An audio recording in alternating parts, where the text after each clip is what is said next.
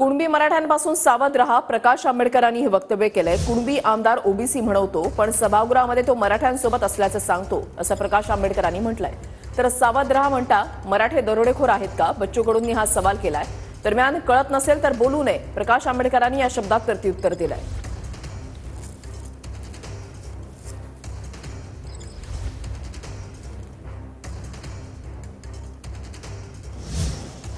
मी मराठ्यापासून सावध राहा, याचं कारण आत्ताच जे सभागृह आहे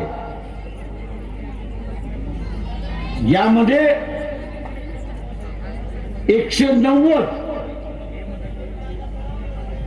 कुणबी मराठा समाजाचे आमदार आहेत आणि फक्त 11 ओबीसीचे आमदार आहेत। कुणबी स्वतःला ओबीसी जरी म्हणत असला तरी सभागृहामध्ये तो म्हणतो मी मराठ्यांबरोबर, आणि म्हणून मग अशी म्हटलं की सावध राहा।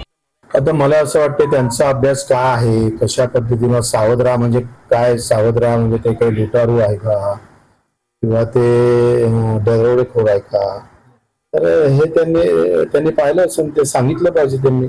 कुणबी मराठा कुठल्याही जातीवर अशा प्रकारचं वाक्य करणं, ते वंशज आहे आम्ही त्यांच्या विरोधात बोलावं, हे त्यांच्या वंशज असल्यामुळं पुन्हा बाबासाहेबांचा अपमान होईल, त्याच्यानं आम्ही थोडं सामावून आहोत।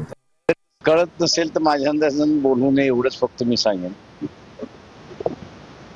जेव्हा मी काय बोलत असतो ते पहिल्यांदा समजून घेऊन जर बोलले तर मला वाटतं त्याला उत्तर देणं उचित समजतो, नाहीतर मी इग्नोर करत असतो।